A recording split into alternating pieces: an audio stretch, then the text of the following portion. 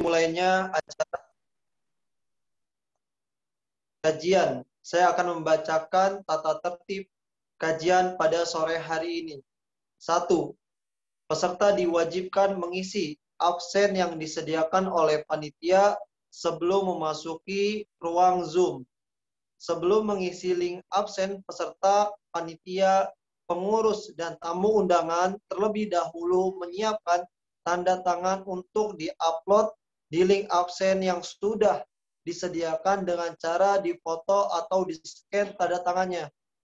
2. Menggunakan pakaian yang sopan. 3. Acara akan dimulai melalui aplikasi Zoom pada Selasa, pada Rabu 10 Juni 2021 pukul 16.00 sampai 18.00 WIB. Peserta join Zoom 15 menit sebelum acara dimulai, yaitu pada pukul 15.45 WIB peserta join Zoom. 4. Ketentuan format nama. A. Peserta menggunakan format peserta underscore nama. B. Untuk pengurus menggunakan format bidang underscore nama. C. Untuk panitia menggunakan format panitia tos underscore nama. D. Untuk tamu undangan menggunakan format nama underscore utusan. 5. Peserta wajib menghidupkan kamera atau video pada saat acara berlangsung. 6.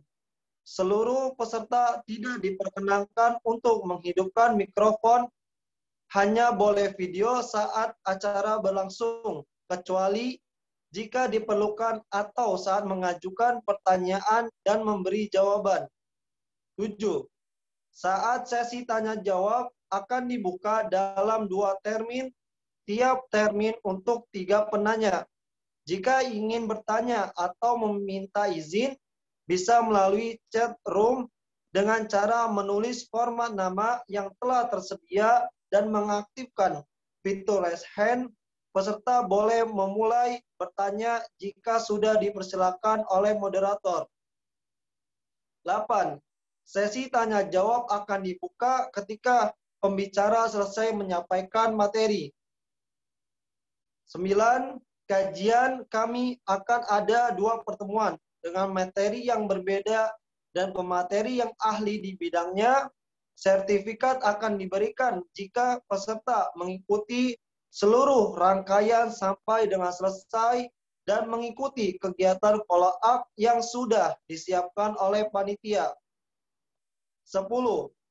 Peserta diwajibkan mematuhi peraturan yang berlaku yang baik. Itulah peraturan pada kajian pada sore hari ini. Saya akan membacakan CV moderator pada sore hari ini.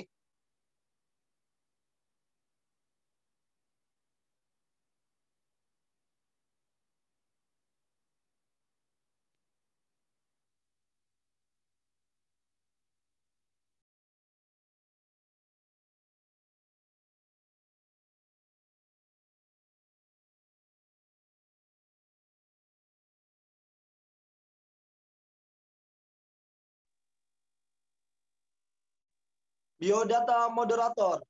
Nama, Alvin Rafli Yasar.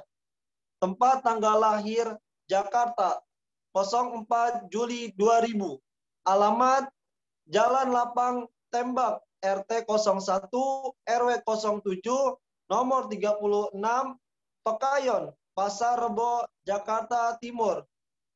Untuk nomor telepon, jika teman-teman ingin menyatatnya, 08 231 009 325. Status mahasiswa. Riwayat pendidikan.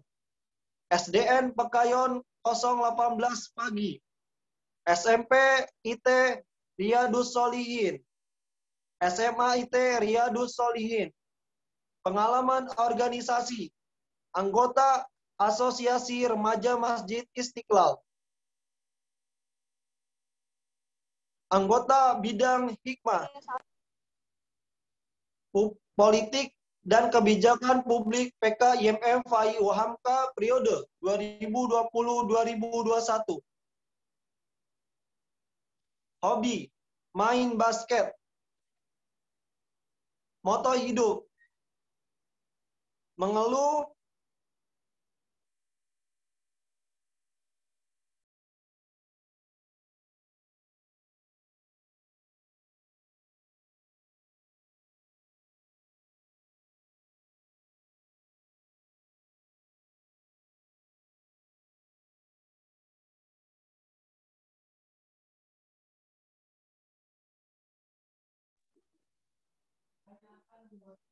moto hidup, mengeluh hanya akan membuat hidup kita semakin tertekan, sedangkan bersyukur akan senantiasa membawa kita pada jalan kemudahan. Untuk moderator, Kakanda Alvin, dipersilakan. Nah,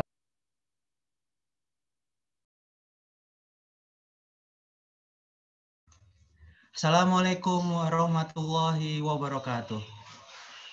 Waalaikumsalam warahmatullahi wabarakatuh. Selamat datang teman-teman, kakak-kakak, dan abang-abang semua dalam kegiatan training orator skill pada hari kedua yang berlangsung pada tanggal 10 Juni 2021. Assalamualaikum Kanda Zulfikar. Ya, waalaikumsalam. Apa kabar Kanda? Alhamdulillah baik-baik. Kanda, dari pertemuan sebelumnya nih ada pertanyaan yang belum terjawab Kanda. Apakah akan dijawab sekarang atau di sesi tanya jawab?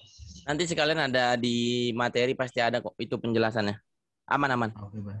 Oke, baik Kanda. Untuk Kakanda Zulfikar, dipersilakan. Langsung dimulai aja. Boleh Kanda. Oke. Wait ya. Baik Kanda.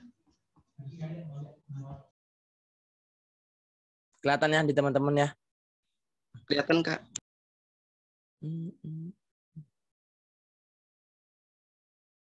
Teman-teman kelihatan gimana? PPT kan ya? Iya, Kak. Kelihatan, Kak, kelihatan. Oke. Enggak kelihatannya slide-nya atau yang slideshow-nya? Satu slide aja kan yang kelihatannya? Iya, satu slide. Oke. Bismillahirrahmanirrahim. Assalamualaikum warahmatullahi wabarakatuh. Waalaikumsalam warahmatullahi wabarakatuh. Waalaikumsalam warahmatullahi wabarakatuh. Terima kasih buat teman-teman semua. Terima kasih buat moderator yang sudah memberikan waktunya. Terima kasih juga buat teman-teman PKIM FAI beserta teman-teman peserta yang mungkin sampai hari ini masih semangat buat kita coba kupas tuntas tentang bagaimana berorasi atau berpidato. Mungkin tanpa panjang lebar karena kita juga butuh waktu nanti ya. Karena saya mungkin lebih bakal ngasih banyak waktu buat teman-teman nanti tanya jawab juga. Sedikit pembahasan yang memang sekiranya harus kita sama-sama bahas. Jadi jangan terlalu lama buat kita di pembukaan gitu. Oke, kita masuk ke materi kedua, yaitu ada yang namanya teknik-teknik berorasi atau menjadi orator. Karena sesuai request daripada teman-teman panitia, setelah secara deskriptif kemarin sudah coba diuraikan atau dijelaskan, kita coba kupas tuntas terkait bagaimana teknik-teknik berorasi. Oke. Jadi ini ada pertama sebelum saya masuk juga ke dalam teknik-teknik harus sama-sama kita pahami dulu daripada tujuan orasi atau tujuan berpidato. Jadi tujuan utamanya ini kan secara simpelnya adalah di saat teman-teman berorasi atau berpidato ini gimana caranya audiens atau halayak umum itu bisa paham dengan apa yang teman-teman sampaikan gitulah, apa yang kita sampaikan. Itu kan tujuan yang memang sekiranya mutlak gitu loh, bahwasanya ya orasi atau pidato itu memang bentuknya adalah sebuah pemahaman kepada audiens atau halayak umum. Jadi hal yang memang tidak bisa kita lupakan adalah bagaimana hari ini di saat kita sebagai orator atau sebagai orang-orang yang memang mau berorasi atau berpidato, tidak melupakan untuk bisa sekiranya menyampaikan apa yang ingin kita sampaikan ini sampai kepada teman-teman audiens atau peserta. Karena selain daripada itu yang mungkin kemarin juga sudah saya kurang lebih jelaskan terkait pidato yang bentuknya seperti kampanye yang untuk membujuk atau mengajari atau meyakinkan atau menyampaikan untuk orang itu bertindak gitu loh. Itu juga menjadi salah satu tujuan orasi atau berpidato, karena kurang lebih itu adalah hal-hal yang memang sekiranya tidak bisa kita lupakan. Memang itu tujuan daripada menjadi orator atau berorasi. Kurang lebih kayak gitu. Jadi maksud saya sebelum kita masuk kepada teknik-tekniknya, teman-teman harus ingat dulu bahwasanya tujuannya itu seperti ini gitu loh. Jadi beberapa teknik daripada nantinya teman-teman paham, oh ya ini adalah bentuk untuk kita bisa membuat orang percaya atau orang paham dengan apa yang kita sampaikan. Kurang lebih kayak gitu.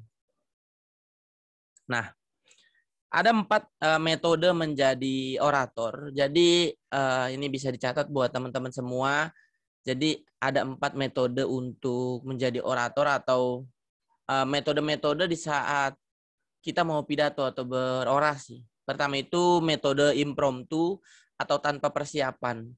Biasanya ini metode untuk orang-orang yang udah sering orasi atau udah benar-benar menjadi orator lah. Di saat ada kondisi-kondisi tertentu, misal biasanya tuh dipakainya misal gini, misal misal PKIMFA ini kayak sekarang lagi ngadain TOS, training orator skill. Misal secara offline ngadain segala macam, terus tiba-tiba ada ada wakil dekan, misal gitu. Atau ada dekan itu. Misal secara rundown yang harusnya sambutan itu dekan misal. Cuman kan teman-teman mungkin nggak enak dong kalau misal wakil dekan ini nggak dikasih sambutan gitu loh, nggak dikasih untuk sedikit menyampaikan beberapa patah kata gitu loh. Akhirnya wakil dekan ini dikasih panggung untuk bisa sambutan. Nah, itu adalah metode impromptu atau tanpa persiapan. Biasanya dilakuin sama orang-orang yang udah sering pidato. Jadi wakil dekan yang tadinya nggak di rundown, belum nyiapin apa-apa, tapi disuruh maju sama teman-teman PKIMFAI, ya udah maju aja karena mungkin kurang lebih udah sering lah. Kurang lebih contohnya kayak gitu. Nah, cuma hal yang harus kita tanamkan di dalam metode impromptu atau tanpa persiapan ini kan biasanya dilakukan sama orang-orang yang udah biasa orasi ya, atau udah biasa berpidato ya. Tapi kita juga harus ingat bahwasanya ada beberapa di kalangan orator terkenal saat itu ada kalimat yang memang sekiranya ini sebetulnya membuat kita terpukul kalau memang teman-teman mau males di dalam mempersiapkan apa yang mau teman-teman sampaikan. Jadi berani tampil berpidato tanpa bekerja, berlatih, atau persiapan, maka bersiaplah turun panggung tanpa kehormatan. Jadi di saat mungkin teman-teman nanti mengandalkan metode impromptu atau tanpa alasan yang hanya sekedar improvisasi kayak ya udah cuma sekedar improv aja dan teman-teman belum terbiasa akan itu semua dan teman-teman belum mahir atau belum matang buat metode ini, teman-teman harus siap di saat nanti teman-teman maju di atas panggung dan berpidato tapi turun tanpa penghormatan atau tanpa kehormatan sama sekali. Karena apa? Karena ya teman-teman ternyata pas berpidato atau berorasi ya jadi kayak nggak jelas gitu loh. Makanya metode impromptu atau tanpa persiapan atau metode pertama ini lebih dianjurkan untuk teman-teman yang mungkin udah sering berpidato atau berorasi. Pertama. Yang kedua, metode manuskrip. Jadi metode manuskrip itu adalah ini pidato yang baca full. Cuma pidato manuskrip ini biasanya dipakai sama presiden atau kenegaraan lah ibaratnya. Kenapa? Karena pada acara tersebut itu nggak boleh ada salah ibaratnya. Kalau misal kayak cuma sebatas kayak sambutan kan ada salah kata mah wajar gitu loh, dalam artian salah penyebutan, salah pengucapan itu wajar. Cuma metode manuskrip ini kan atau kegiatan kenegaraan itu kan nggak boleh salah dalam artian apa yang mau disampaikan segala macam. Jadi biasa disebutnya metode manuskrip ini adalah full text speech. Jadi seluruh yang disampaikannya itu benar-benar full of text. Jadi full dengan misal satu kertas itu isinya buat yang disampaikan ya udah itu semua dibaca. Jadi sama sekali nggak ada yang ditambahin, nggak ada yang dilebihin. Di dalam di dalam penyampaian pidatonya. Jadi benar-benar semuanya full of text gitu loh. Jadi namanya full text speech gitu. Nah, dua metode kedua ini yang bakal kita bahas lebih dalam untuk teman-teman, karena kan ini kita fokusnya kepada ini ya, kepada berorasi atau menyampaikan pendapat di muka umum, kurang lebih kayak gitu. Kita pakai dua metode terakhir dalam artian kita bahas lebih dalam. Tapi mungkin teman-teman bisa dicatat, terus bisa ditanyakan juga kalau memang nanti mau dipertanyakan. Pertama, metode memoriter. Jadi metode memoriter ini biasanya hafalan. Jadi metode pidato ini biasanya hafalan benar-benar. Jadi teman-teman misal gini, besok gue mau orasi nih. Oh besok ada aksi omnibus misal. Terus gue besok mau orasi, gue mau minta panggung, gue mau minta kesempatan buat orasi, misal kayak gitu kan. Nah, semalam sebelum orasi itu buka dulu aja kertas atau terserah teman-teman bisanya apa. Entah itu Microsoft Word atau teman-teman mau senangnya nulis nggak jadi masalah. Tulis dulu semua naskah yang teman-teman mau sampein. Oh, gue mau nyampein kayak Omnibus Law bagian ketenaga kerjaan. Oh, gue mau nyampein bagian di pendidikan. Segala macam nih. Pokoknya ditulis dulu naskahnya apa. Semua full of naskah. Jadi bukan cuma sebatas cuma tulisan kayak gue mau bahas ketenaga kerjaan, enggak, tapi naskahnya dulu semuanya ditulis. Kayak mulai dari assalamualaikumnya, mulai dari misal mau bacain sumpah mahasiswanya, terus mau nyanyi lagu Mas Mahasiswa entah itu Darah Juang atau apapun itu ditulis. Oh nanti gue di sini habis bacain sumpah mahasiswa, gue pimpin Darah Juang, nyanyi lagu Darah Juang, terus gue kayak gini. Intinya ditulis tuh panjang. Nah, jadi metode memoriter itu nanti hafalan.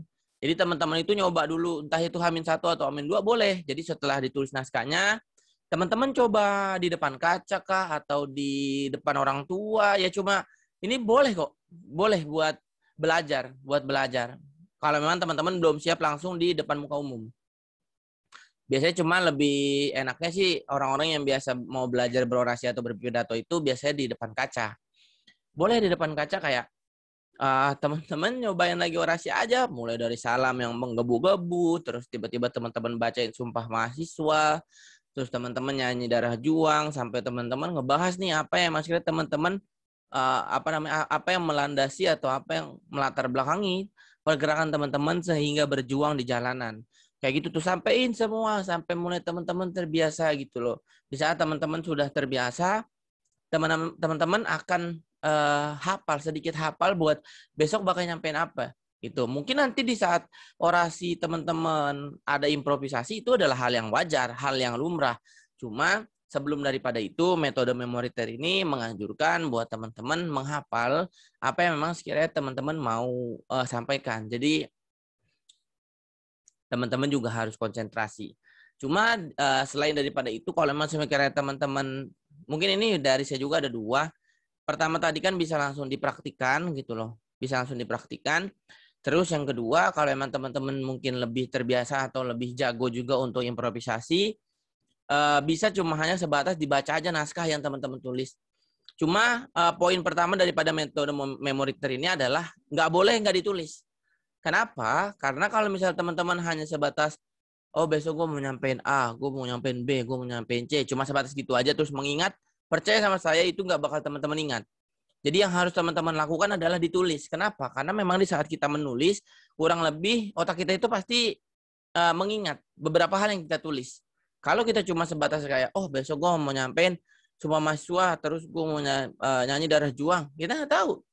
Misal tiba-tiba besok di saat aksi teman-teman malah nyanyi Buruh Tani, kan nggak nyambung gitu misal. Karena teman-teman nggak tulis gitu. Jadi kalau misalnya teman-teman tulis, teman-teman step by step itu akan hafal. Secara tidak langsung itu sudah kodratnya.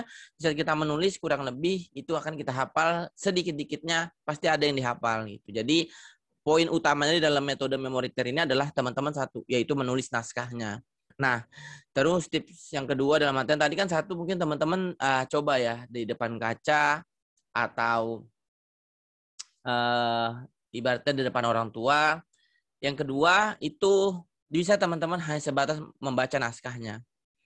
Jadi selain daripada langsung dicoba, menurut saya membaca naskah juga menjadi salah satu upaya atau usaha kita untuk bisa meningkatkan daya ingat di dalam kepala gitu loh. Jadi yang terpenting tadi kalau sekiranya kita sudah menulis dan kita coba mengasahnya dengan cara membaca, itu bisa hafal. Cuma nanti jatuhnya teman-teman akan menghafal hanya sebatas beberapa poin gitu, dalam artian hanya sebatas beberapa hal yang memang sekiranya teman-teman mau sampaikan. Jadi kalau nanti dilebih-lebihin segala macam, itu jatuhnya improvisasi. Kurang lebih kayak gitu kalau misal teman-teman menggunakan metode memoriter ini tetapi tidak langsung mempraktikannya. Kurang lebih kayak gitu. Nah, yang keempat, metode terakhir nih yang bakal kita pakai itu ada metode extempore. Nah, metode ini tuh lebih ke arah poin-poin aja yang ditulis. Jadi kalau misal metode manuskrip itu full text of speech, jadi metode extempore ini hanya sebatas poin-poin aja apa yang mau teman-teman sampaikan. Kalau tadi metode memoriter, teman-teman nulis satu narasi secara full, satu naskah secara full, metode extempore ini nggak perlu. Teman-teman hanya perlu tulis tadi poin-poinnya aja, kayak gue mau bahas ketenaga kerjaan, gue mau bahas pendidikan, gue mau bahas klaster A, B, C, D, segala macam. Boleh. Cuma catatannya adalah teman-teman tadi, teman-teman harus bisa lebih banyak berimprovisasi nantinya. Karena kalau teman-teman enggak sampai catat naskah secara full, hanya sekadar poin-poinnya aja, teman-teman harus lebih banyak berimprovisasi gitu loh, mengimprovisasi narasi sama teman-teman nanti bakal sampaikan di orasi. Saya tidak merekomendasikan metode extempore ini di saat teman-teman mungkin baru mencoba untuk berorasi. Cuma saya merekomendasikan metode ini di saat teman-teman sudah membuat naskah, terus teman-teman ngebawa poin-poinnya, catatannya buat teman-teman pegang nanti di atas. Karena kan gini, kalau memang sekiranya teman-teman hanya sekadar memakai metode memoriter, kita juga nggak tahu apakah di atas mobil komando atau di saat teman-teman megang toa tidak ada kayak demam panggung, terus tidak ada kayak mungkin ngelihat banyak audiens, kayak melihat banyak masa aksi kayak jadi gemeteran, itu kan hal yang wajar. Jadi daripada kita hanya sekedar memanfaatkan metode memoriter, saya merekomendasikan buat teman-teman juga ibaratnya mengkombinasikan dengan metode extempore ini. Jadi teman-teman bawa nih list-listnya, kayak misal teman-teman catat A, B, C, D, misal mau bahas itu. Jadi kalau misal nanti di saat kayak teman-teman lagi orasi lupa, teman-teman boleh lihat, nggak apa-apa kok gitu. Nggak jadi masalah kayak, oh gue bahas inilah sekarang. Oh gue udah bahas A, yaudah sekarang gue bahas B. Oh ya gue udah bahas B, berarti gue bahas C. Oh gue udah bahas C nih. Ini kita semangatin dulu pakai lagu. Oh boleh. Habis itu bahas D selesai tutup, ya udah nggak jadi masalah gitu loh. Kalau emang sekali teman-teman mau berorasi, karena sulit memang di saat jujur di sana coba mengimplementasi memang pasti susah. Cuma nggak ada yang nggak bisa kecuali kita nggak mau. Yang terpenting adalah kita mau untuk mencoba dulu. Karena kalau misalnya kita tidak terbiasa ya jangan harap untuk bisa gitu loh. Karena bisa ya karena terbiasa, bukan bisa tiba-tiba bisa. Nggak ada orang tiba-tiba bisa kok. Ibaratnya anak kecil baru lahir nggak bisa tiba-tiba lari, tapi dia akan terbiasa untuk lari di saat dia coba untuk merangkak terlebih dahulu sampai akhirnya dia terbiasa untuk berdiri, karena dari merangkak mungkin kaki sudah mulai kuat, dia berdiri dari mulai pegangan terbiasa, oh sudah mulai bisa nahan badannya sendiri di saat dia sudah bisa berdiri dari megang benda atau sesuatu sampai dia bisa berdiri sendiri tanpa harus memegang benda. Ya udah kan jadinya ibaratnya akhirnya terbiasa gitu loh, karena bisa itu karena terbiasa. Nah, jadi menggabungkan atau mengkombinasikan dua metode ini menjadi salah satu hal yang penting untuk teman-teman bisa nantinya coba mengimplementasi atau menjadi orator. Kurang lebih kayak gitu. Nah, mungkin dari metode kurang lebih seperti itu, kita bahas ke sistematika orasi atau ini sistematika orasi atau apa ya bahasanya tuh lebih ke inilah isi-isi daripada orasi itu atau naskahnya tuh apa aja, kurang lebih kayak gitu. Nah, exordium atau kepala itu pembukaan, jadi ada atau pendahuluan tadi yang saya bilang. Jadi ini adalah gini ya, yang kemarin saya bilang kan ada tuh yang tips sukses. Bahwasanya pembukaan yang kuat dan impresif ya kan, itu kan saya kasih sebagai tips kan. Nah, eksordium atau kepala ini menjadi salah satu kunci juga untuk adanya sebuah pembukaan yang kuat dan impresif. Kenapa? Karena di dalam sistematika penulisan atau sistematika orasi ini kan lebih ke pendahuluan ya. Jadi ini adalah first impression audience melihat teman-teman gitu loh. Kayak misalnya gini, selain daripada pembukaan yang kuat dan impresif, teman-teman juga harus memiliki isi yang benar-benar isi yang benar-benar wah dia bahas ini gitu. Ibaratnya orang tuh melihat tercengang karena wah gila dia rapih atau wah gila pembahasannya mantap nih, berat atau apapun. Jadi kayak benar-benar orang tuh terpukau dulu dengan pertama kali. Karena kalau teman-teman sama sekali nggak bisa memukau di first impression, jangan harap buat teman-teman mendapatkan atensi di narasi-narasi selanjutnya gitu loh, di paragraf-paragraf selanjutnya. Karena ini adalah penentu. Kita nggak bisa bohong. Kayak misal teman-teman juga melihat pasti kan kayak di saat dia tidak semangat, terus pembahasannya kayak ya bahasannya gini doang gitu. Misal kita ngerespon seperti itu dalam hati, pasti teman-teman kayak langsung fokus main HP, fokus sana sini, fokus minum. Kalau di aksi juga ada yang kadang merokok, dia fokus rokok segala macam. Karena apa? Karena eksordium atau kepala daripada narasi dia ini tidak terlalu memukau gitu loh. Makanya di saat kita ingin mendapatkan atensi daripada masa aksi, kita harus memikirkan narasi di kepalanya. Narasi awalnya itu seperti apa? Harus bisa memukau mereka gitu. Jadi kayak selain daripada kalau misal sekiranya kalau misal dalam pidato kan lebih ke arah ya pembukaan, salam, puji syukur segala macam. Cuma kalau di dalam orasi lebih ke pembahasannya. Apa yang teman-teman mau bahas? Kayak selain daripada teman-teman selain daripada teman-teman membuka dengan kuat dan impresif, teman-teman juga harus memiliki pembahasan yang menarik untuk mereka. Satu tips tambahan nih sebelum nanti saya bahas tips yang habis ini kita bahas tips. Ini yang harus teman-teman tahu, buka orasi itu nggak harus langsung dengan sumpah mahasiswa. Sumpah mahasiswa itu adalah memang untuk membakar, tetapi kalau teman-teman ngebuka dengan sumpah mahasiswa, menurut saya itu adalah pembukaan yang kurang tepat. Karena mereka akan bosan duluan. Kalau teman-teman buka eksordium atau kepala ini dengan isi, dalam artian kayak misal kita taruh, ini saya improv aja ya. Jadi kalau kurang ya mohon maaf. Misal Sumpah Pemuda, kita taruh ada orasi terbuka atau ada mimbar bebas tentang Sumpah Pemuda. Pembahasan awalnya adalah teman-teman membahas bahwasanya pemuda hari ini itu sangat berbeda jauh dengan zaman 1928, di mana saat itu pemuda mau menyumpahkan atau mau berikrar tentang dirinya adalah pemuda Indonesia yang utuh gitu loh, yang bersatu, berbangsa, berbahasa yang satu, yaitu Indonesia.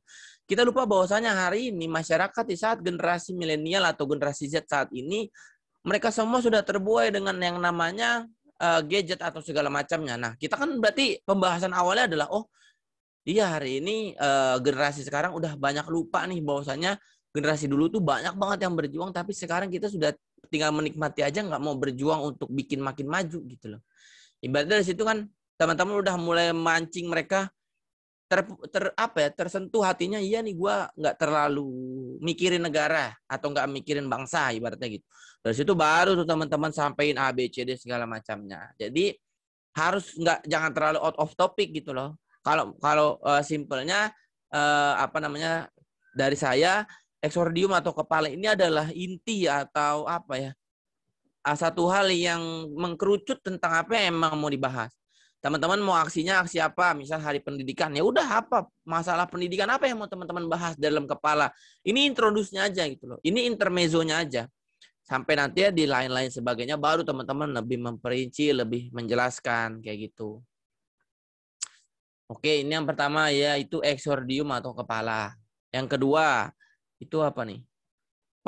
Protesis atau punggung. Jadi protesis atau punggung ini adalah ibaratnya kalau tadi kan lebih langsung bahas nih ya kayak gini. Itu kan tadi langsung bahas mengkerucut ya. Kalau misal eksordium atau kepala, protesis atau punggung ini adalah latar belakang. Jadi habis kita tusuk nih orang karena pembahasan kita langsung mengkerucut, kita bahas nih latar belakang kenapa kita bahas ini gitu loh. Kalau misal di orasi itu kenapa kita mau aksi? Kenapa kita ibaratnya kenapa hari pendidikan kita harus aksi? Kan ada latar belakangnya tuh. Nah, teman-teman juga bisa jadiin latar belakang kayak pendidikan hari ini kurang baik. Terus misal kampus Merdeka, konsepsi kampus Merdeka punya Nadiem Makarim atau punya Menteri Kemendikbud kurang baik atau segala macamnya. Jadi latar belakang saat teman-teman mau menyampaikan naskah orasi yang teman-teman sudah buat tuh apa di dalam protesis atau punggung ini. Gunanya apa? Buat teman-teman masa aksi ini tahu. Jadi gini, kita nggak bisa pungkiri, masa aksi itu nggak semuanya kajian. Masa aksi itu nggak semuanya orang-orang cerdas. Kita harus bisa, kita tidak boleh munafik bahwasanya ada banyak orang yang ikut aksi cuma karena seruan sosial media. Ada banyak orang yang mau ikut aksi cuma karena rame di Instagram, di Twitter. Ya wajar gitu loh. Ada orang yang ikut aksi cuma karena diajak. Kayak kebetulan ke kampus, gue mau aksi, ikut aja daripada langsung pulang. Ada orang yang ikut aksi cuma buat foto-foto, selfie, segala macam, upload story. Ada. Kita nggak bisa munafik akan itu semua. Karena ada misal 20.000 atau 1.000 masa aksi. Ya nggak semuanya orang-orang yang kajian gitu loh. Nggak semuanya orang-orang yang mengerti tentang isu yang emang mau kita perjuangkan gitu. Jadi maksud daripada latar belakang ini adalah mempropagandakan kepada masa aksi tentang latar belakang kita turun aksi itu apa gitu. Latar belakang gua ada di atas nih sebagai orator tuh apa gitu. Jadi dari situ teman-teman narik lagi nih atensi mereka gitu. Oh, nih bocah kayak gini gitu. Makanya mau dengar. Karena kesalahan paling fatal atau kesalahan yang paling lumrah di dalam teman-teman mencoba orasi adalah teman-teman cuma mikirin diri sendiri gitu loh. Kayak ya udah gua mau asal cuap-cuap aja. Teman-teman nggak mikirin audiensnya segala macam. Nggak mikirin semangat audiens, nggak mikirin kosongnya audiens dalam artian kurangnya pemahaman audiens segala macam atau masa aksi. Nah, itu adalah kesalahan paling lumrah. Jadi kalau misal Adnan juga kemarin kan sekalian bertanya apa yang tidak boleh kita lakukan atau apa yang selalu kita hindari ya tadi. Mungkin ini sekalian saya jelasin di dalam materi ya, kurang lebih tadi kayak beberapa hal yang mungkin tidak boleh kita lakukan atau kesalahan yang paling lumrah tentang tidak memikirkan audiens atau masa aksi.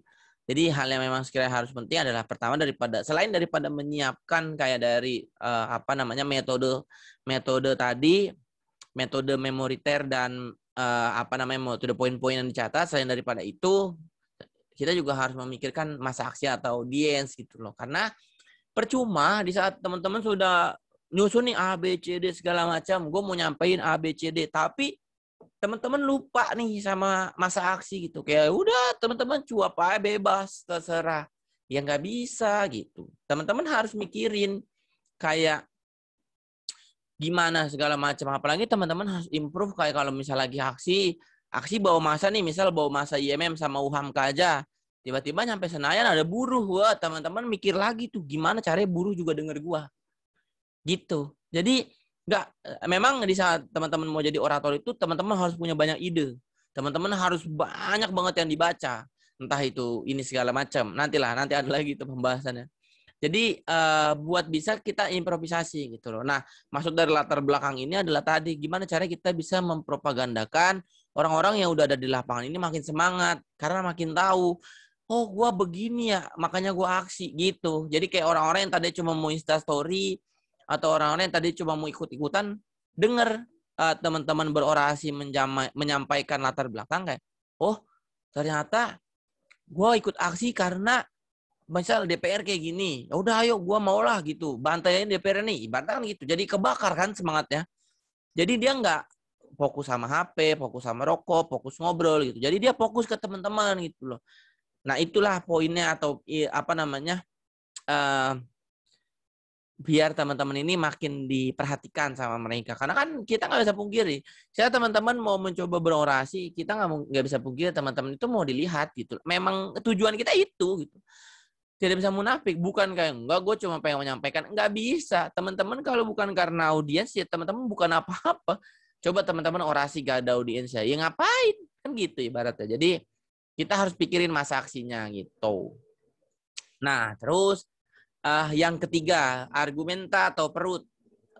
Ini adalah bagian inti. Jadi kalau tadi latar belakang, ini adalah bagian inti. Bagian inti yang dimaksud adalah tentang apa aja tuh yang teman-teman mau bahas tuh. Tadi kan lebih ke latar belakangnya, cuma sebatas kayak alasan lah ibaratnya. Atau landasan lah kenapa teman-teman membuat naskah orasi seperti itu. Terus kenapa kita harus aksi segala macam. Nah, argumenta atau perut ini lebih kepada isi. Kayak teman-teman ngebahasnya apa aja. Kalau misal tadi saya beri contoh tentang Sumpah Pemuda, yaitu pemuda sekarang sudah apatis ya kan. Ibaratnya tingkat apatisnya semakin tinggi. Berarti di argumenta atau perut ini dibahas nih.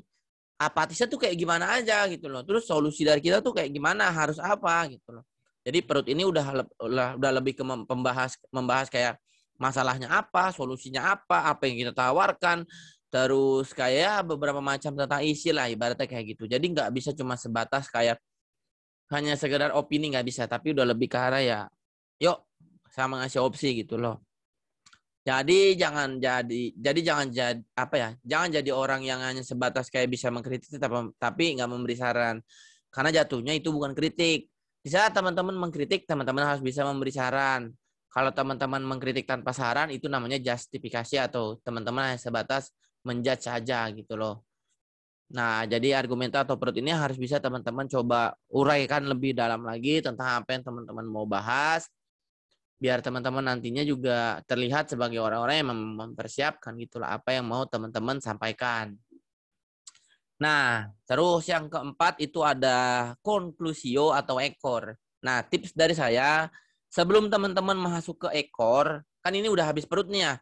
Ibaratnya teman-teman sudah habis dari kepala, sudah di punggung, sudah di perut, teman-teman audiens sudah mulai agak pusing nih karena terlalu banyak yang teman-teman sampaikan.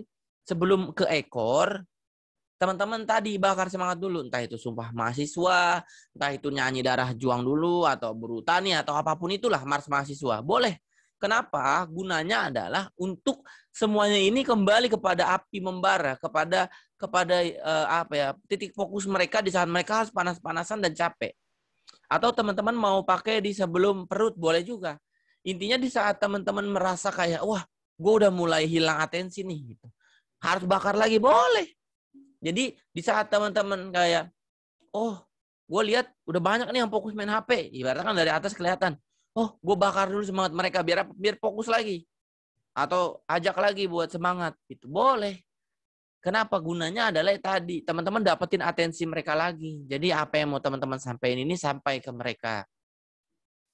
Nah, kalau konklusi atau ekor ini lebih ke arah penutup aja. Biasanya kalau saya biasanya kalau saya pakai di orasi, saya menyesuaikan tempat.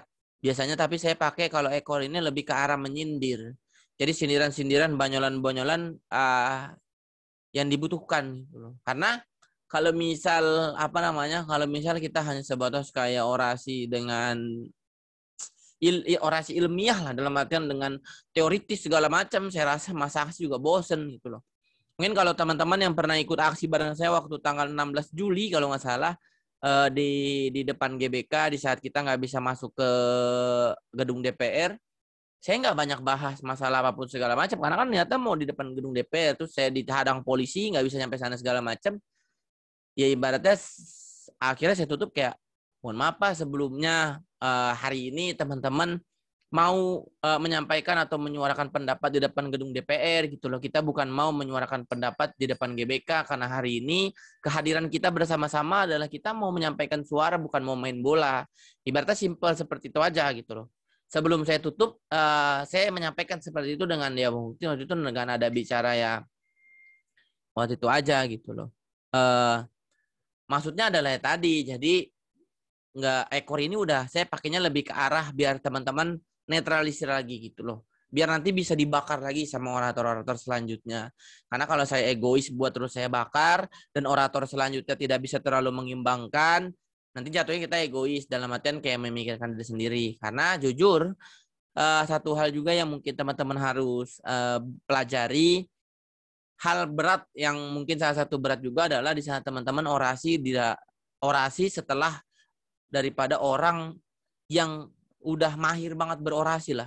Kayak teman-teman mau orasi setelah orang-orang yang bisa bakal semangat banget masa aksinya, wah itu pusing banget Pak. Jadi kayak, wah gue bisa nggak ya kayak dia ya, ntar gue nggak punya atensi segala macam kayak gimana.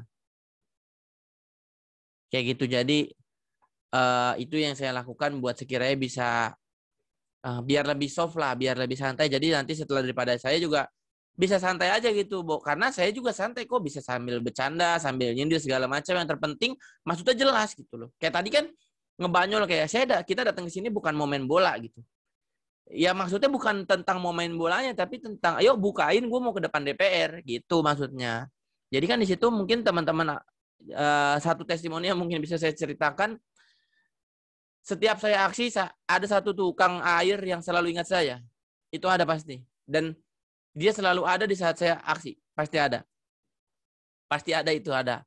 Ada ibu-ibu sama bapak-bapak jualan air, aqua segala macam, itu ingat benar-benar kayak ya mereka ingat dengan saya karena memang ya tadi saya aksi itu selalu menyesuaikan gitu. Nggak pernah yang tok cuma wah membakar, enggak. Tapi saya nyesuaiin kayak di saat lagi kayak gitu.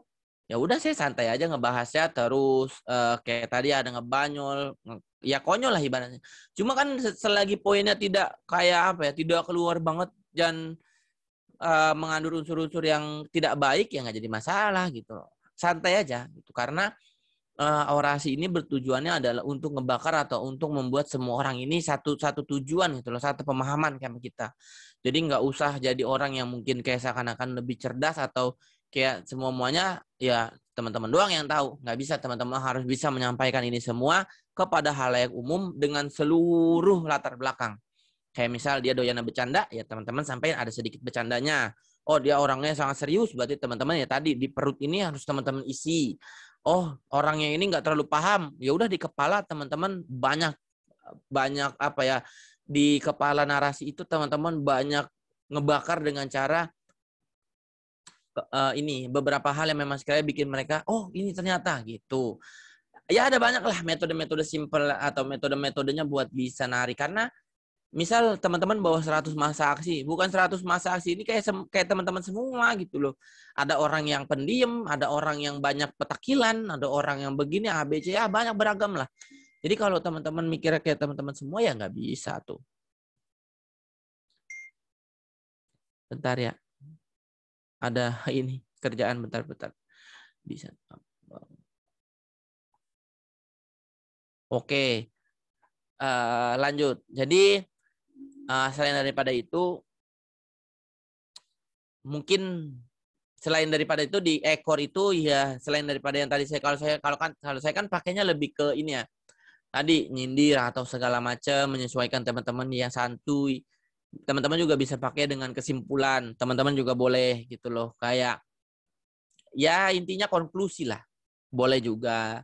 Intinya cuma yang lebih teman-teman fokuskan di sana nanti buat narasi adalah di dua, protesis dan argumenta, di punggung sama perut. Itu di situ teman-teman diuji buat bisa ngebahas semuanya yang teman-teman mau sampein.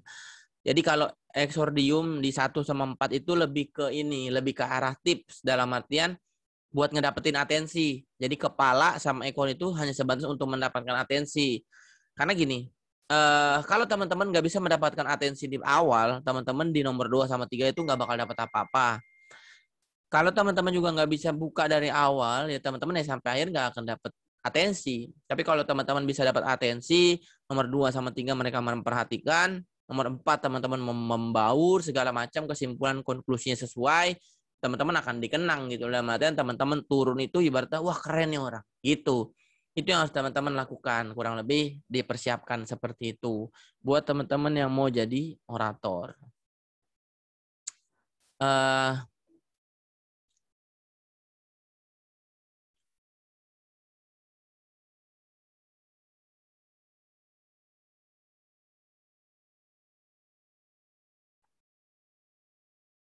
Bentar ya.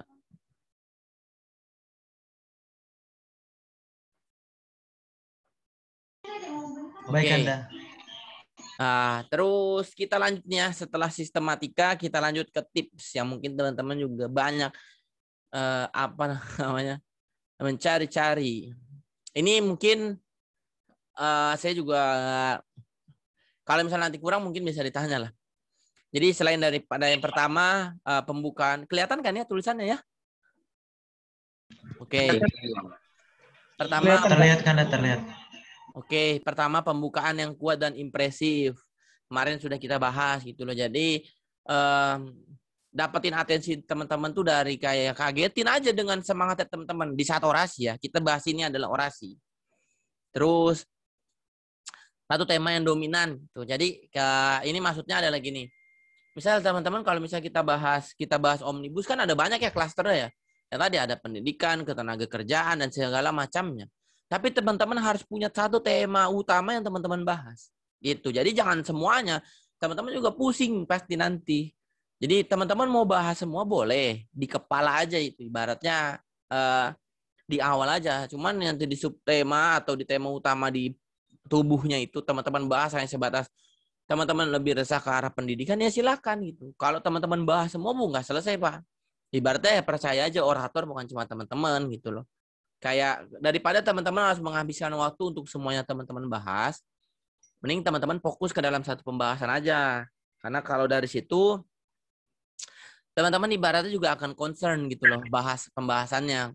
Jadi nanti nggak ngalur ngidul dan ya ibaratnya kalau misal teman-teman mau dikenal atau mau dikenang, teman-teman bisa dikenang lah. Karena ya teman-teman nggak ngebacot terlalu banyak gitu. Karena kalau misalnya semuanya teman-teman bahas, orang-orang juga bakal bosen.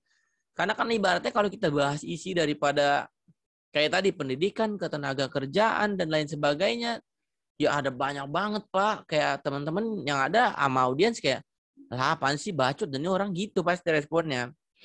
Jadi jangan terlalu, jangan terlalu maruk lah gitu bahasanya.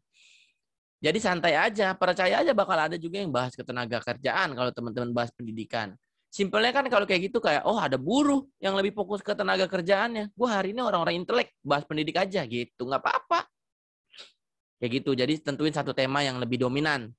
Maksudnya ya bukan nggak boleh dibahas juga. Cuman yang tadi maksudnya ada satu tema yang dominan ini buat teman-teman lebih fokus pembahasannya. Gitu.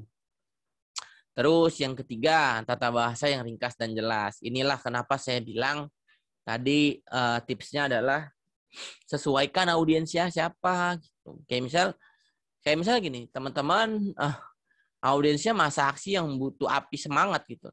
Tapi teman-teman bahasnya udah kayak orang pidato, kayak Assalamualaikum warahmatullahi wabarakatuh. Terus kayak teman-teman memilih diksi yang berat-berat. Ya nggak bisa lah gitu. Kan nggak kita harus menyesuaikan tempat. Kita harus adaptif gitu loh. Kita harus kondisional.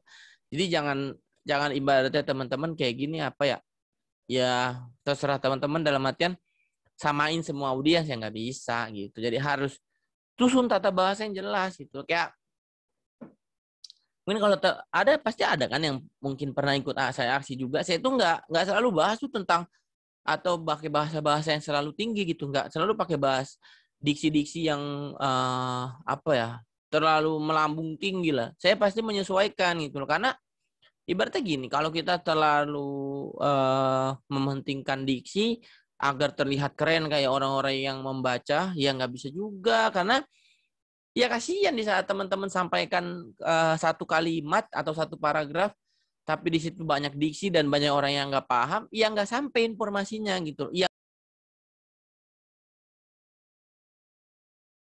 Kenapa saya tiba-tiba di-mute sama hostnya? Ya. Aman.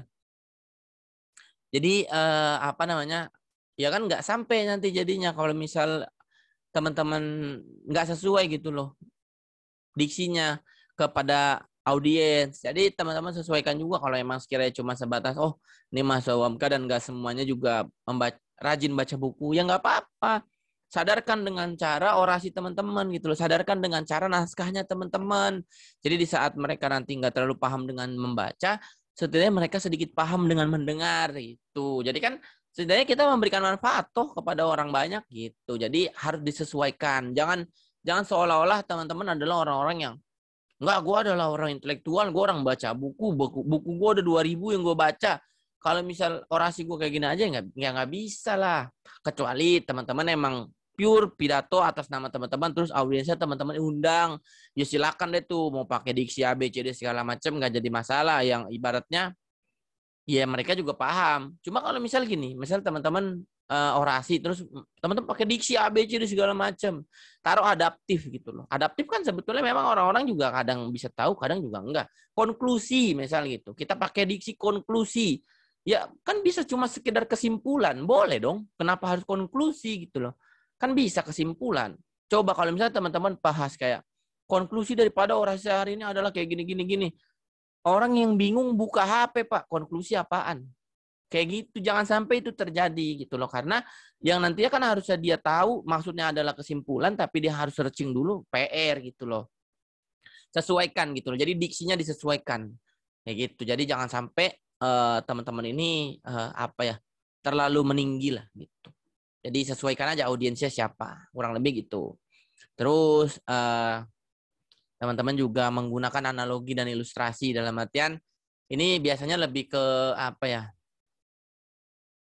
lebih ke kalau misal analogi itu kan ya teman-teman paham lah kayak percontohan segala macam. Kalau ilustrasi itu biasanya lebih ke mimik muka, terus gestur tubuh segala macam.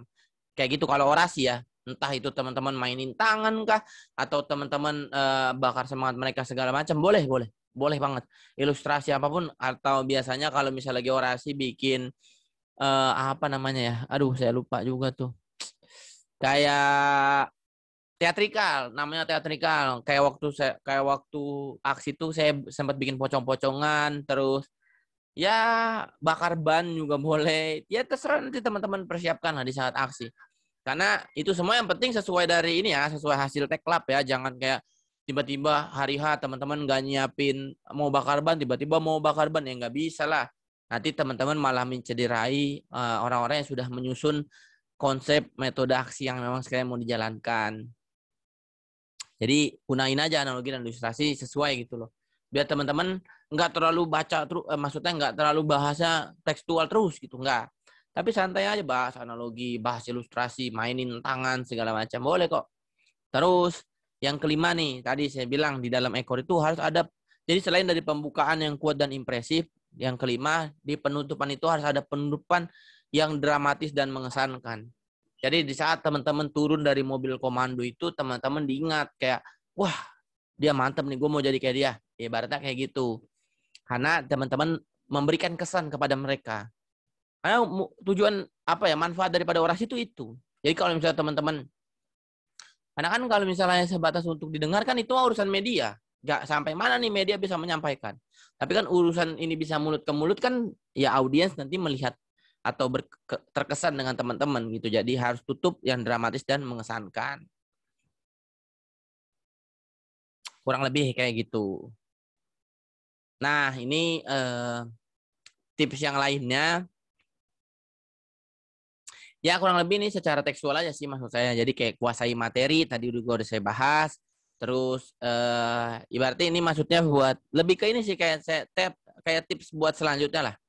Kayak misalnya teman-teman udah nyoba orasi sekali, terus kayak bingung, gue bagus atau enggak gitu. Nah ini kurang lebih tips-tips yang lainnya gitu. Jadi besok lebih kuasai materinya. Pertama ibaratnya gitu. Kedua, minta pandangan atau pendapat orang lain. Jadi jangan sampai teman-teman seakan-akan kayak enggak gue udah paling bagus orasinya, enggak. Boleh tanya kok kayak gimana tadi gue di atas Mokom, kurang apa kira-kira, boleh, nggak apa-apa. Saya dulu sering nanya kok, saya orangnya kepo juga. Jadi maksudnya karena kan saya sudah susun nih, kena nggak sih kalau misal ke orang ini, misal gitu saya tanya pendapat, kena nggak sih kalau misal ini ke bocah kayak gini-gini tuh. Nanti kan ada yang jawab, iya itu bagus tuh kalau misal buat bocah kayak gini tuh kena banget kalau metode kayak gitu. Jadi kita punya evaluasi diri lah kayak gitu. Terus tadi yang ketiga, kenali tempat acara, dalam artian tadi ya kenali audiens lah kurang lebih. Kalau misalnya orasi tapi kayak pidato ya nggak cocok gitu tadi yang saya bilang. Terus bayangkanlah hal-hal baik tentang orasimu atau pidatomu. Jadi ya intinya pikirin nih tentang hal-hal yang baik di dalam kepala kalau ya pidato kalian adalah yang terbaik gitu loh. Terus ya tadi nih tadi saya bilang kenali hadirin atau pendengar gitu. Jadi harus dikenali dulu. Jangan kayak udah terserah gua, nggak bisa. Jadi harus dikenali. Terus ibaratnya berdamailah dengan diri. Maksud dari berdamailah dengan diri itu kayak gitu. Ini tips dari saya aja ya. Ini maksudnya tips dari saya dan mungkin agak kasar bahasanya. Saya di saat entah itu sambutan atau presentasi atau berorasi, satu hal yang bikin saya jarang gugup, kecuali waktu teman-teman mungkin maba. Ini teman-teman maba yang waktu itu di ini bukan sih yang di lapangan kan ya? Kurang lebih pesertanya ya. Jadi kalau misal apa namanya, tips dari saya ini yang keenam, berdamai dengan diri. Saya gimana caranya berdamai dengan diri? Satu hal yang saya lakukan adalah di saat saya mau presentasi, pidato, atau orasi, saya selalu menganggap orang yang bakal mendengarkan saya adalah orang-orang yang tidak jauh lebih pintar dari saya. Kenapa? Karena kalau misal kita mau orasi, terus kayak, wah, ada dia nih, dia orangnya pintar ini segala macam, insecure apa kita.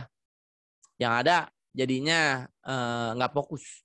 Tapi saya udah mikir kayak, nggak, semua orang adalah tidak lebih pintar dari saya, dan semua orang yang mendengarkan saya akan sepakat dengan saya. Dari situ kita akan berdamai dengan diri, kayak ya udah santuy lah, orang bakal dengar semua sama gue gitu. Itu yang saya lakukan. Jadi berdamai dengan diri itu maksudnya seperti itu. Bukan berarti kita merendahkan mereka, bukan, tapi itu hanya untuk kayak motivasi aja kalau kita bisa. Itu maksudnya.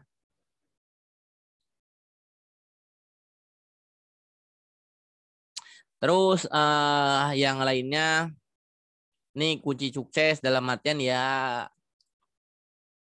di saat teman-teman mau jadi orator lah. Selain daripada tadi, ini tambahan-tambahan aja. Jadi pelajari topik yang akan disampaikan, terus kumpulin informasi. Yang kedua, yang ketiga itu gunain semua sumber-sumber. Jadi di saat tadi teman-teman buat naskah atau narasi itu jelas. Terus yang keempat, jangan lupa baca juga internet sama majalah atau berita. Jadi janganlah cuma baca buku gitu. Bukan berarti teman-teman nggak boleh baca buku. Cuma harus diimbangi juga dengan update akan berita, terus update yang lagi terkini itu yang dibutuhkan teman-teman kayak gimana gitu. Terus tadi kenali poin-poin utama yang ingin kamu buat, dalam artian yang teman-teman pengen buat gitu. Jadi jangan sampai teman-teman nggak kenali gitu loh. Teman-teman harus kenali juga apa poin-poin yang ingin teman-teman sampaikan. Terus jangan lupa susun fakta, dalam artian jangan lupa di saat orasi teman-teman tuh sampein fakta gitu. Jadi jangan cuma sebatas opini terus saja.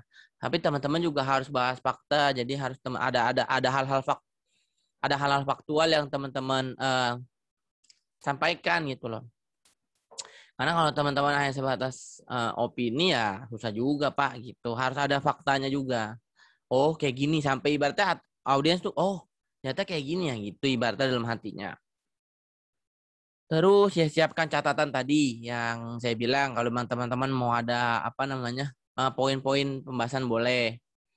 Terus ya lakukan analisis saja. Analisis simpel aja itu, analisis demografi dan psikologi. Mungkin ini sedikit ada foto waktu saya orasi, saya beberapa kali aksi. Ini maksudnya adalah gimana caranya buat teman-teman bisa termotivasi untuk bisa yuk sama-sama bisa buat berorasi, karena kalau saya bisa berarti teman-teman juga bisa, karena saya dan kalian atau saya dan teman-teman adalah insan yang sama, insan yang diberikan akal, kita sama-sama diberikan hidup untuk bisa bernapas dan berakal.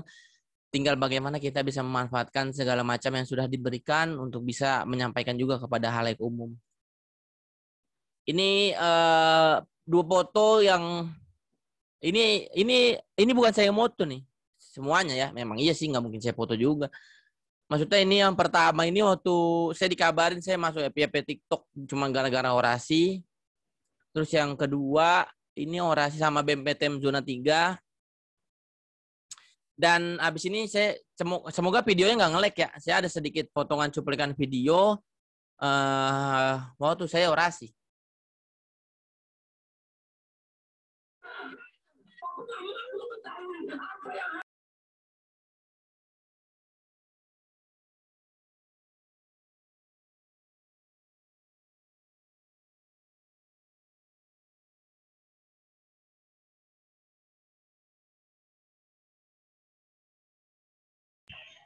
Mohon maaf Kanda, nggak ada suaranya. Nggak ada suaranya kah? Dengar kecil gitu. Patah-patah gitu kan. Patah-patah ya? Bentar. Susah soalnya memang. Gimana biar ada suaranya ya? Kita ini dulu. Itu sebetulnya saya juga kangen sih aksi. Cuma nanti mungkin belum ada. Wait ya.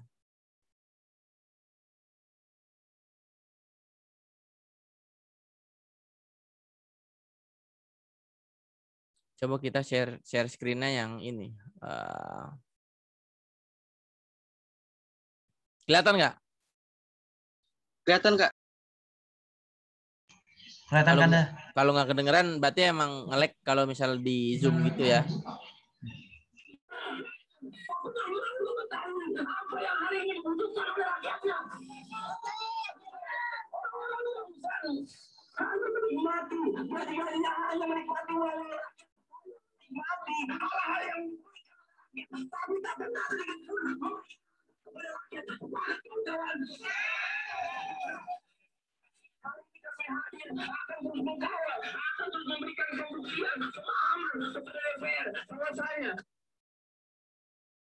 Masih patah-patah nggak? Patah-patah ya? Udah cukup terdengar Kanda. Kedengeran tapi kedengeran. Oke. Jadi itu sedikit. Saya juga kaget itu sampai ada yang videoin. Saya jujur pertama kali saya dengar itu juga saya ngerasa serem kayak buset. Maksudnya kayak ngapa jadi kayak galak banget gitu. Cuma ya udah namanya pengalaman karena di situ juga kebakar banget dan di situ ada buruh juga. Makanya ada banyak hal-hal yang memang saya sampaikan dan bukan hanya sekedar untuk mahasiswa gitu loh. Ini sama PTM juga kalau nggak salah deh. Jadi ya kenapa tadi saya bilang orasi itu menyenangkan nih kayak ini ada berapa ya? Banyak sebetulnya foto-foto orasi cuma saya jadi terlalu banyak kayak pamer nanti. Ini cuma 2 aja gitu loh. Ada banyak. Cuma kayak maksudnya adalah ya tadi yang kemarin saya bilang di saat teman-teman tadi udah nyobain naik ke atas mobil komando atau teman-teman orasi, saya bisa pastikan teman-teman itu pasti ketagihan karena itu ibaratnya kita jadi mahasiswa banget Pak. Satu hal yang mungkin jorok tapi saya mencintai adalah aksi saya terakhir itu helmet saya nggak saya cuci sampai hari ini. Biar jadi saksi bisu bahwa saya masih pernah berjuang sama teman-teman gitu. Karena memang dirindukan aja sih aksi itu gitu.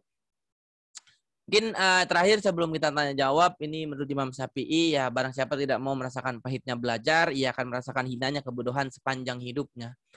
Jadi buat teman-teman semua selagi masih diberikan kesempatan untuk belajar, untuk bisa menimba ilmu, timbalah ilmu sebanyak-banyaknya, seluas-luasnya. Karena ya menurut kata pepatah juga carilah ilmu sampai ke negeri Cina, maksudnya adalah ya yuk sama-sama belajar, jangan pernah menyerah, jangan pernah capek sama yang namanya belajar. Karena saat teman-teman sudah capek sama yang namanya belajar ya, kalau kata Imam Syafi'i ya berarti teman-teman ya harus siap menerima kebodohan nanti di masa depan gitu. Mungkin itu aja dari saya, kurang lebihnya mohon maaf. Kita langsung ke tanya jawab aja. Billahi fisabilil haq. Terima kasih teman-teman semua. Baik, terima kasih Kanda atas pemaparan materinya. Semoga kita nih makin bersemangat. Ya Kanda? Izin sebentar saya mau ini dulu ya, ambil minum dulu. Silakan Kanda. Semoga dengan pemaparan materi oleh Kakanda Ronaldo Zulfikar tadi dapat menambah semangat kita dalam ingin berorasi, ingin menyatakan pendapat kita, ingin menyuarakan suara kita kepada orang lain gitu, kepada audiens. Baik, dibuka sesi tanya jawab. Yang ingin bertanya silakan aktifkan fitur raise hand dalam forum Zoom ini.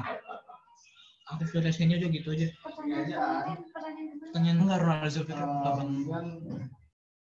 Lanjut. Kanda Ronaldo ada pertanyaan kemarin yang belum terjawab. Tadi dijawab kok di materi. Adnan masih ngerasa kurang terjawab nggak? Gimana Adnan tanggapannya?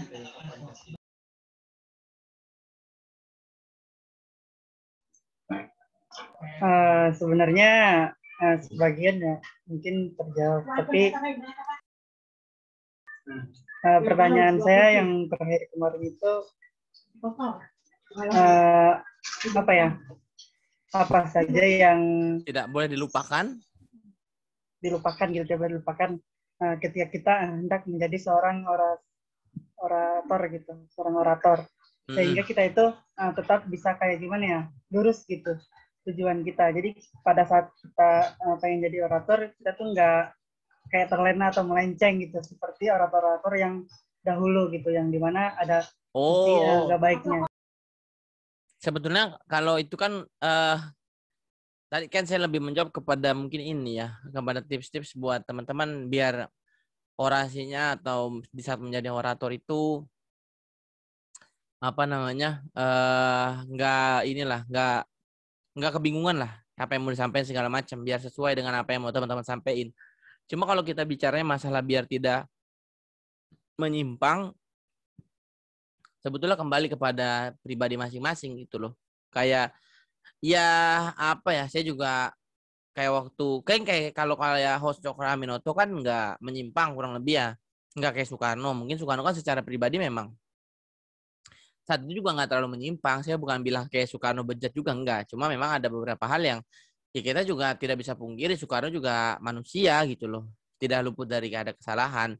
Nah, apa yang harus kita lakukan atau tidak boleh kita lupakan di saat kita hendak menjadi orator agar tetap menjadi orator-orator handal dan ibaratnya kayak host Cokro Aminoto atau kayak Buya Hamka atau kayak Bung Tomo, ya teman-teman tinggal luruskan niat dan jangan sampai dibelokin gitu loh. Teman-teman harus tahu juga kalau misal simpel lagi nih, di saat teman-teman sudah menjadi orang yang terpandang atau orang yang dipandang, teman-teman pasti punya standarisasi. Dalam artian gini, standarisasi bercanda, standarisasi berperilaku, standarisasi berpakaian, segala macam itu pasti teman-teman sudah mulai melakukan untuk untuk dibatasi gitu. Jadi itu tinggal nanti gimana teman-teman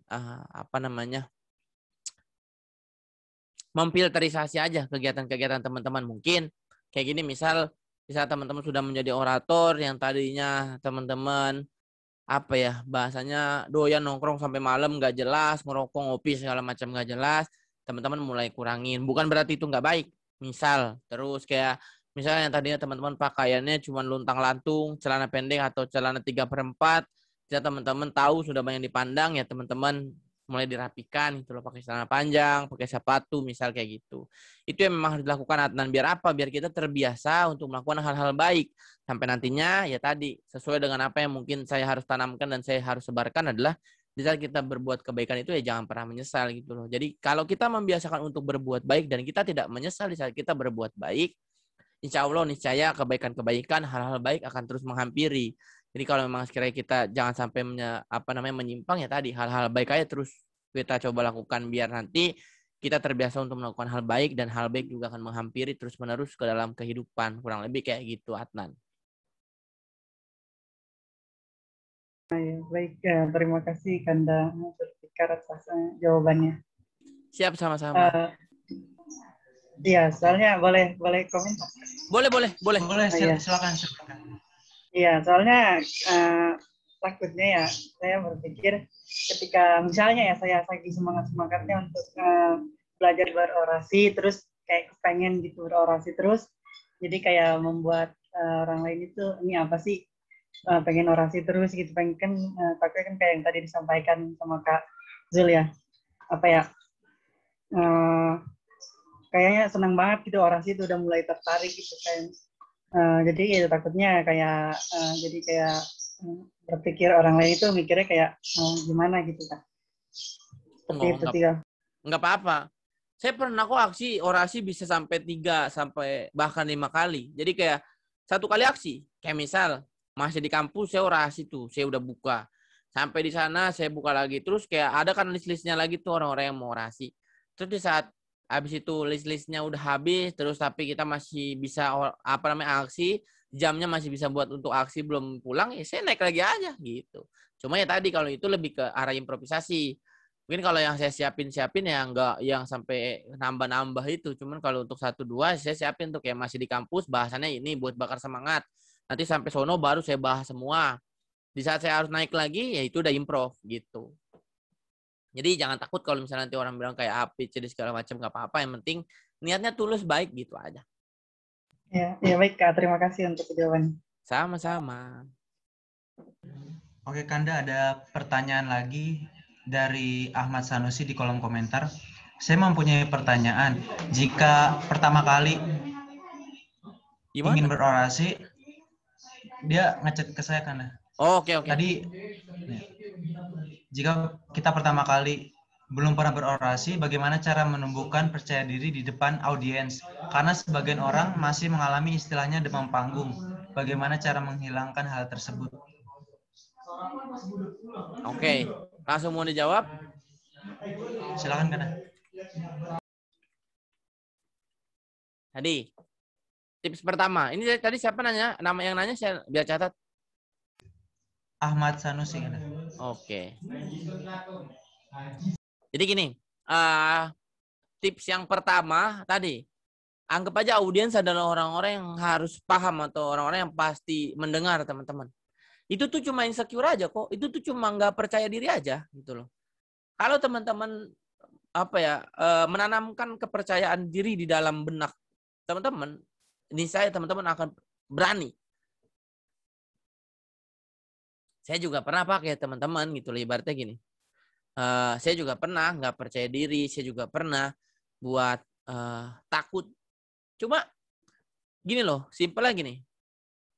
Analogi simpelnya gini ya. Kalau misal kita nggak mau coba, sampai kapan kita mau nggak tahu? Ibaratnya gini. Misal teman-teman, misal saya kasih tahu nih ya. Rendang itu adalah makanan terenak di dunia. Saya kasih tahu kayak gitu. Nah, kita anggap kita semua ini belum pernah tahu rasa rendang itu kayak gimana. Kita anggap seperti itu ya. Nah, sekarang hanya ada 2 pilihan. Teman-teman percaya omongan saya atau enggak dengan cara apa? Dengan cara langsung percaya tanpa mencoba atau percaya dan mencoba. Kalau misal teman-teman hanya sekedar percaya, oh ya udah Bang Aldo bilang rendang tuh paling enak di dunia, ya udah rendang adalah makanan paling enak di dunia. Gua nggak mau tahu tuh rasanya gimana, ya udah silakan. Tapi kalau teman-teman kayak masa sih rendang paling enak di dunia, teman-teman akan mencoba beli rendang atau masak rendang. Cuman kalau belum bisa kan pasti nggak masak. Teman-teman beli rendang terus teman-teman makan, teman-teman akan tahu rasanya. Sama seperti orasi. Di saat teman-teman demam panggung, di saat teman-teman apakah nanti gua gemeteran, apakah nanti gua bisa atau enggak, teman-teman nggak akan tahu di saat teman-teman nggak mencoba. Jangan pernah berharap teman-teman mendapatkan apa yang teman-teman pertanyakan di dalam kepala sampai hari ini, kalau teman-teman nggak pernah mencoba. Kalau teman-teman bertanya di dalam kepala, di dalam benak, kayak apakah gua bisa menjadi orator? Jawabannya tinggal bisa kalau kalian mencoba. Gitu aja. Jadi kalau misalnya kita nggak mencoba, ya nggak akan bisa, Pak. Gitu. Ibaratnya gini, orang bikin tempe. Kalau dia bilang enak, apa teman-teman langsung percaya? Ya enggak. Gitu loh. Jadi teman-teman harus coba dulu, oh iya tempe enak. Kan gitu. Karena teman-teman mencoba. Tapi kalau teman-teman nggak pernah mencoba, teman-teman nggak akan tahu rasanya rendang, teman-teman nggak akan tahu rasanya tempe. Sama halnya orasi. Di saat teman-teman nggak pernah mencoba, ya teman-teman nggak akan tahu rasanya panggungnya seperti apa, adrenalinnya seperti apa, terus atmosfernya seperti apa, teman-teman nggak akan tahu. Misal gini, tapi Bang kalau misal pertama kali terus kita ada panggung gimana? Iya nggak apa-apa. Kan mencoba. Emang salah? Nggak apa-apa. Tapi kan itu lagi aksi Bang. Maksudnya nanti gue jadi malu. Nggak apa-apa. Tapi apa yang teman-teman harus ambil adalah positifnya. Teman-teman tahu atmosfernya, teman-teman tahu gimana panggungnya, teman-teman tahu apa yang besok harus teman-teman siapkan. Yang salah adalah di saat teman-teman tahu itu semua, keesokan harinya ada aksi lagi, teman-teman nyerah. Nah, itu yang salah. Kenapa? Karena waktu itu saya pernah baca buku simpelnya kayak gini. Kalau misal teman-teman sudah capek di saat merasakan sebuah kegagalan, jangan pernah mengharapkan sebuah kesuksesan. Analogi simpelnya seperti ini. Ada yang namanya 10 pintu. 10 pintu. Teman-teman harus buka 10 pintu itu dan teman-teman mendapatkan kesuksesan teman-teman. Pintu pertama gagal. buka, kegagalan. Pintu kedua teman-teman buka, kegagalan. Pintu ketiga teman-teman buka, kegagalan lagi. Kalau teman-teman nyerah di pintu ketiga, karena teman-teman 3 kali gagal, teman-teman nggak jadi dapat kesuksesan di pintu ke-10. Tapi kalau teman-teman pantang menyerah, pintu keempat, aduh gue masih gagal. Pintu kelima, masih gagal. Evaluasi diri. Sampai ke pintu 10 teman-teman buka. Dan teman-teman dapat itu kesuksesan. Percayalah.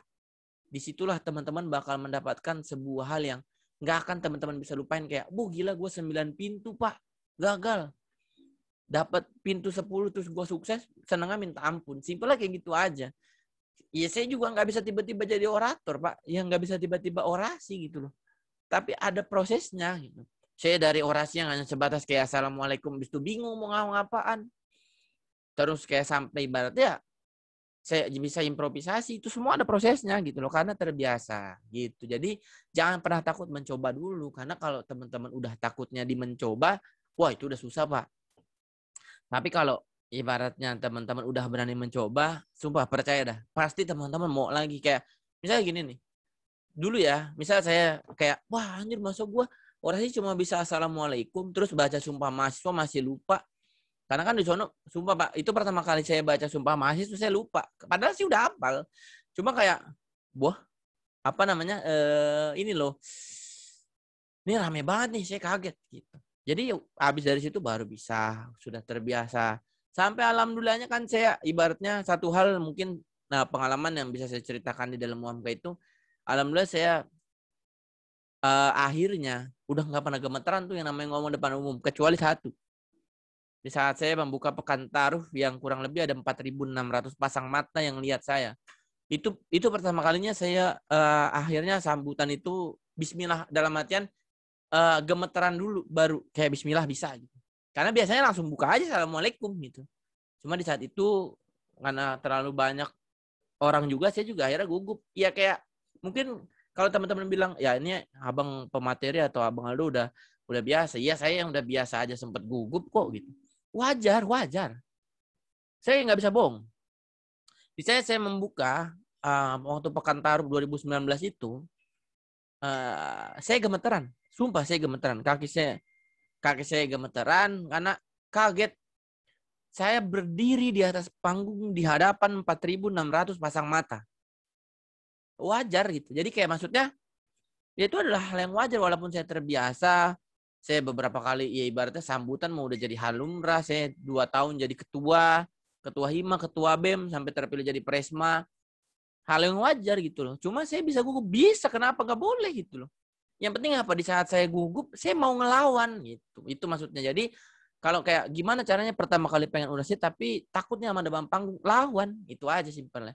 Karena orang yang sudah berpengalaman pun pasti ada kalanya dia mentalnya lagi kurang. Gitu. Ada kalanya. Jadi jangan takut untuk mencoba, jangan takut untuk melawan. Kurang lebih kayak gitu.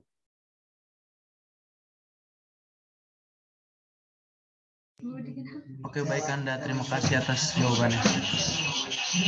Sama-sama. Untuk peserta atas nama Adnan, silakan menyampaikan pertanyaannya.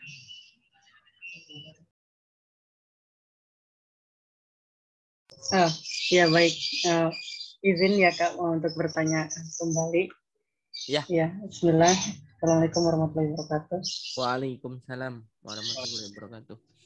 Saya Adnan dari Pendidikan Agama Islam. Terkait dengan yang tadi Kanda Zulfikar sampaikan, dari pembahasannya itu bagus. Bagaimana mengenai teknis dalam berorasi itu, kalau yang saya lihat adalah teknis untuk orang-orang orang-orang hebat lah. Itu udah kayak untuk teknis orang-orang yang sempurna gitu, maksudnya yang ulung gitu, orator-orator ulungan.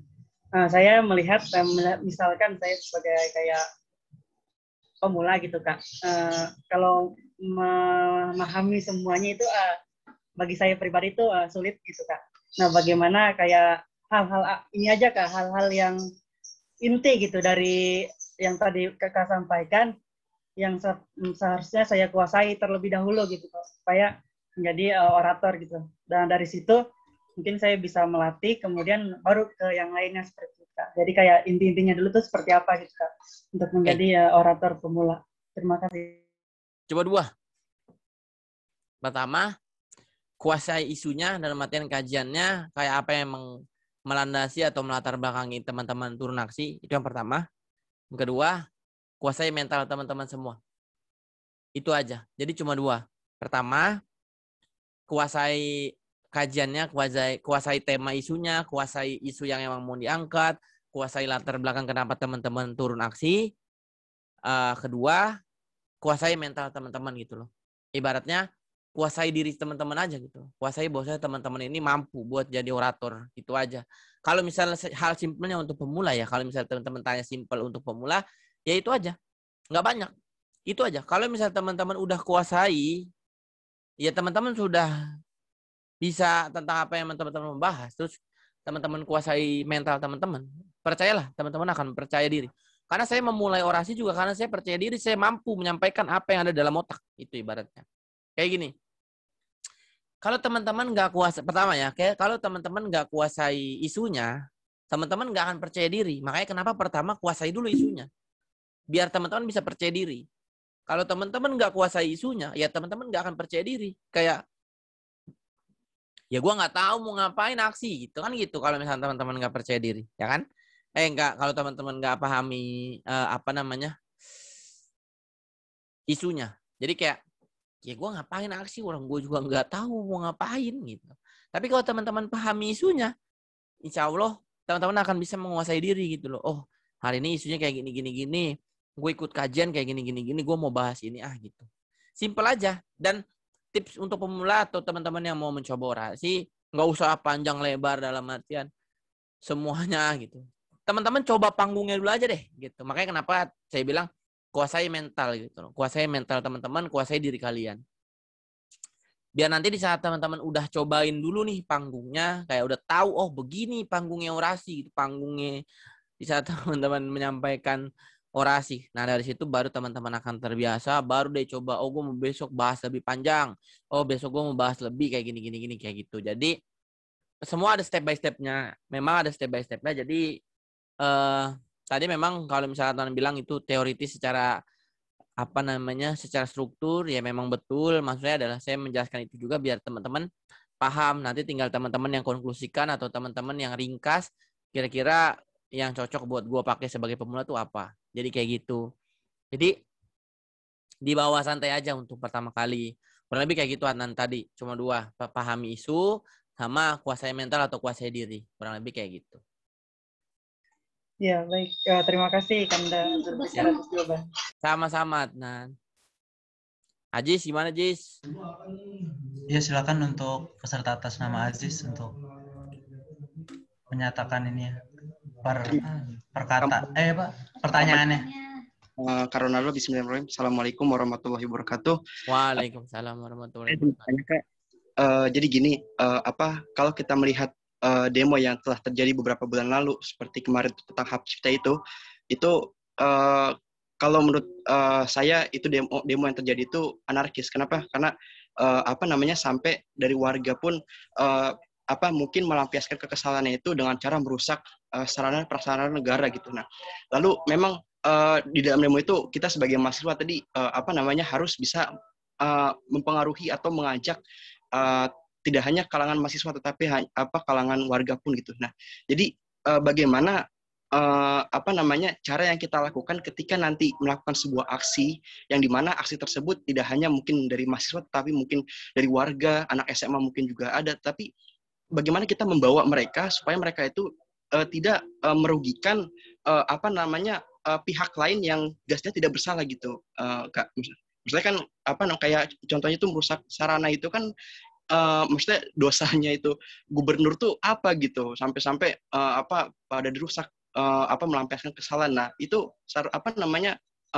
sebuah hal yang dilakukan sangat ceroboh gitu. Nah, itu bagaimana cara kita membawa mereka supaya demo yang atau aksi yang terjadi itu tidak anarkis gitu. Maksudnya tetap berjalan dengan sehat sesuai dengan protokol atau aturan gitu sehingga tercapai suatu tujuan gitu. Mungkin itu saja Kak, kurang lebihnya terima kasih. Assalamualaikum warahmatullahi wabarakatuh. Waalaikumsalam. Waalaikumsalam warahmatullahi wabarakatuh. Gini, kalau kayak apa namanya, masalah demo kemarin anarkis, kayak dibilang Pak Anies nggak bersalah segala macam. Saya bisa jamin seluruh massa aksi yang memang terdidik dalam artian terhimpun secara terstruktur sama setiap simpul-simpul massa aksi atau simpul-simpul koordinator lapangannya, pasti tidak akan ada yang namanya rencana untuk merusak fasilitas umum. Tapi satu hal, yang pertama adalah itu semua kan oknum dan sudah terungkap, dalam artian sudah pernah sampai mau diungkap segala macam. Emang itu orang-orang ya biasa, orang-orang oknum-oknum gak jelas saja. Itu kalau memang sekiranya pertama masalah biar gimana caranya nggak anarkis ya, dalam artian saya jelasin dulu nih masalah anarkisnya kemarin. Terus kalau misalnya ditanya kayak gimana caranya biar nggak anarkis, ya kita secara massa aksi tidak bisa melerai atau mengantisipasi itu semua. Bukan tidak bisa mengantisipasi, tidak bisa memberhentikan itu semua lah. Cuma kan kita bisa mengantisipasi dengan cara massa aksi kita jangan ikut-ikutan, dalam artian kita punya tanggung jawab nih di dalam simpul-simpul massa aksi UHAMKA, ibaratnya kayak gitu. Gimana caranya simpul-simpul mahasiswa massa aksinya UHAMKA ini jangan sampai rusuh juga. Karena kalau misal teman-teman bilang kayak misal Ajis nanya kayak gimana caranya biar nggak anarkis, ya secara Indonesia paling seruannya adalah kita mencontohkan gitu. Tetapi kalau kita untuk memberhentikan atau kita bertanggung jawab atas itu semua juga kita nggak bisa. Makanya satu hal yang bisa kita lakukan adalah gimana caranya simpul-simpul atau masa-masa di UHAMKA ini tidak sampai melakukan kegiatan-kegiatan anarkis seperti itu. Nah, selain daripada itu juga, saya juga harus menjelaskan. Terkadang memang ya tadi banyak banget oknum-oknum yang memang akhirnya malah merusak kayak vandalisme, terus ya tadi bakar halte segala macam, merusak fasilitas umum segala macam bisa. Cuma terkadang kalau misalnya saya coba dengar dari orang-orang yang pernah menjadi anarko juga ya, yang orang-orang rusuh kayak gitu juga, maksud daripada mereka seperti itu ya, ini bukan hal yang bisa dibenarkan ya. Cuma ini saya cerita aja, sharing aja kenapa mereka kadang melakukan hal tindakan seperti itu. Karena terkadang dia bilang, kalau kita orasi doang, Dok, kadang orang nggak bakal dengar. Pemerintah itu nggak akan dengar. Daripada kita hanya sebatas orasi yang nggak dengar dan media tidak dapat meliput segala macam dengan hal-hal yang jelas, bahwa kita ini marah. Ya udah, satu jalan adalah rusak fasilitas umumnya. Agar apa? Agar terlihat gitu loh. Ini bukan tindakan yang bisa dibenarkan. Kenapa? Karena memang kayak akhirnya media malah nge-framingnya bahwasanya masa aksi rusuh lah, anarkis segala macam. Cuma secara tadi positifnya adalah dia mau ya biar masa aksi ini didengar gitu loh. Maksudnya kayak gitu. Cuma ya tadi saya bilang ini tidak bisa dibenarkan karena ya tadi ada banyak sisi negatifnya juga. Makanya ya kalau misal dibilang gimana caranya tadi antisipasinya adalah disimpul-simpul masa kita gitu loh. Cuma kalau dari cerita teman-teman yang pernah jadi anarko saat itu, saya juga banyak kenal teman-teman anarko, ya kurang lebih alasannya seperti itu, Jis. Jadi sebetulnya ya memang mungkin niat dia adalah bukan pure cuma untuk merusak, cuma ternyata ada oknum-oknum juga yang pure untuk merusak segala macamnya. Kurang lebih gitu, Jis. Baik, Kak. Terima kasih banyak ya, Kak, atas penjelasannya. Sama-sama, Ajis. Silakan peserta atas nama Fatur.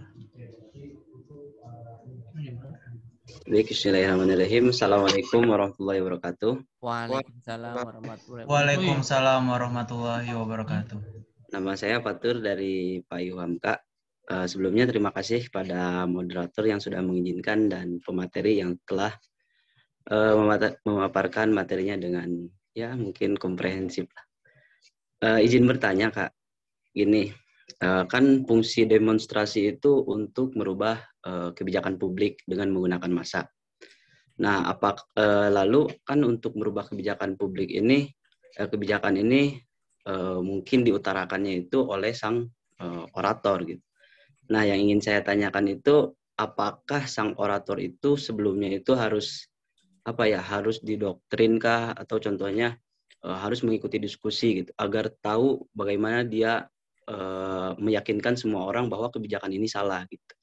Jadi intinya sang orator itu apakah bukan dari pengetahuannya itu bukan dari diri sendiri, jadi dibantu atau aspirasi dari orang lain harus dia sampaikan juga gitu. Terima kasih. Sama-sama. Pertama, kalau ini Fatur, kalau misal apakah cuma sebatas dari ikut kajian atau ikut diskusi, ya enggak. Makanya tadi saya bilang saya ada beberapa hal yang memang harus disiapkan. Kayak misal sumber-sumber, terus baca berita, baca media, macam majalah, segala macam yang memang berkaitan dengan isu yang mau diangkat. Makanya ada tema dan subtema yang teman-teman bisa bahas. Terus kayak sang orator juga harus bisa punya tema dan subtema dalam artian kayak tadi kayak fokus bahas mana, concern bahas mana, biar teman-teman lebih fokus nih gitu loh. Jadi sumbernya itu banyak kayak mau apapun tentang bacaan atau apapun yang masih kayak teman-teman bisa jadikan sumber, silakan gitu loh. Maksud saya kenapa ibaratnya teman-teman harus ikut diskusi apa enggak? Biar teman-teman tahu nih alur aksinya itu seperti apa, alur demonstrasinya seperti apa. Karena kita balik kayak tadi kan Fatur juga menjelaskan bahwasanya maksud daripada demonstrasi ini adalah mengubah kebijakan publik dengan cara aksi massa. Kurang lebih kan seperti itu, dengan cara ada banyak massa nih. Nah, dari situ kan berarti kita punya step by step, kita punya set plan, kita punya yang namanya ibaratnya metode atau konsep secara general nih, teman-teman masa aksi mau ngapain, kayak kenapa kita harus demonstrasi, terus alasan apa yang memang menyebabkan kita harus berangkat untuk demonstrasi segala macam. Biar di saat nanti misal Fatur jadi orator, punya sumber A, B, C, D segala macam, Fatur sesuaikan nih dengan diskusinya. Karena kalau nggak sesuai nanti jatuhnya kan nggak selaras gitu loh. Makanya kenapa harus ikut diskusi? Maksudnya itu biar selaras. Misal kayak yang tadi kan Omnibus Law. Kita punya 2 klaster aja nih yang emang kemarin banyak banget dibahas, masalah ketenaga kerjaan sama masalah kependidikan. Nah, di saat diskusi ternyata Mas Hamka ini lebih fokus pembahasannya ke dalam pendidikan, dunia pendidikan. Nanti dampak daripada klaster pendidikan ini A, B, C, D kenapa? Tapi Fatur ini concern ke dalam ketenaga kerjaan. Kalau kita hanya sebatas mengandalkan ibaratnya ilmu yang kita punya atau sumber yang kita punya dan kita egois atau egosentris pribadi, akhirnya nggak mungkin kalau Fatur nggak ikut diskusi terus tiba-tiba jadi orator kayak bahas ketenaga kerjaan, orang-orang masa aksi tuh bingung kayak lah kok bahas ketenaga kerjaan sih gitu ibaratnya, ini siapa ibaratnya gitu.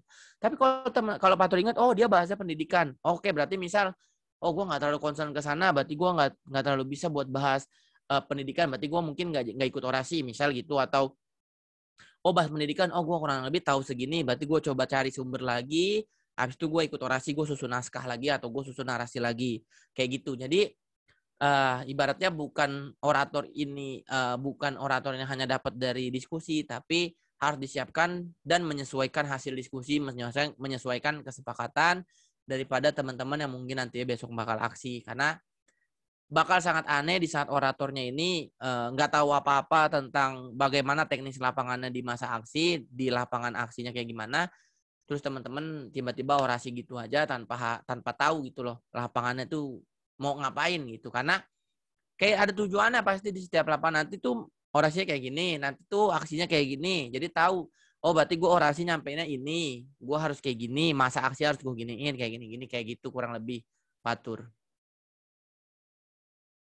Oke, terima kasih Kak. Iya, sama-sama Fatur.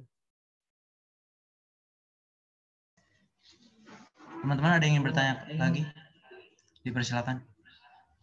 Demo aja jam berapa? Udah ya? Ini tadi aja. Cukup ya biar. Mungkin dicukupkan Kak untuk sesi tanya jawab karena melihat waktu yang akan mendekati azan maghrib. Kalau memang sekiranya dicukupkan, sedikit saya sampaikan yang terakhir. Mungkin ada banyak banget saya kekurangan di dalam 2 hari ini atau 2 sesi ini menyampaikan beberapa hal yang teman-teman panitia atau teman-teman peserta butuhkan. Saya mohon maaf yang sebesar-besarnya. Cuma insya Allah kalau memang sekiranya kita dibutuhkan untuk diskusi lanjutan di luar daripada forum resmi seperti ini, saya sangat terbuka. Jadi teman-teman kalau emang mau minta nomor WA bisa ke teman-teman panitia atau ini saya catat di Zoom meeting. Jadi kalau memang nanti sekiranya teman-teman mau menghubungi secara pribadi, insya Allah kalau memang sekiranya waktunya sempat, tidak sibuk dengan pekerjaan dan segala macamnya, saya pasti akan jawab.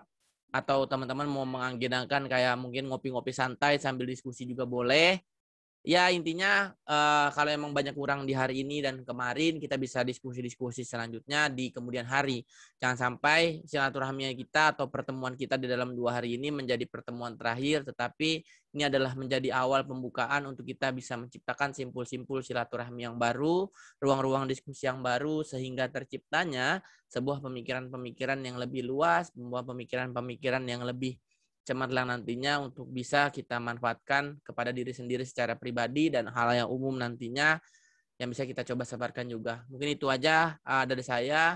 Yang selalu harus saya ingatkan adalah tidak ada yang tidak bisa kecuali kita tidak mau, dan jangan pernah menyesalah di saat teman-teman berbuat kebaikan. Billahi fisabilil haq, pastibikul khairat. Assalamualaikum warahmatullahi wabarakatuh. Waalaikumsalam. Waalaikumsalam warahmatullahi wabarakatuh. Terima kasih banyak atas ilmunya. Kanda, sebelum Kanda live kita ada sesi dokumentasi gitu, foto. Iya, foto. nggak langsung live kok, tenang. Ditunggu sampai akhir. Peserta diharapkan untuk on cam terlebih dahulu, silakan. Mau join sama gua.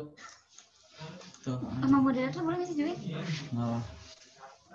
Boleh nggak sih? Gua melunya. Mas nggak? 3 cowok gua gimana? Ya udah, aku sini.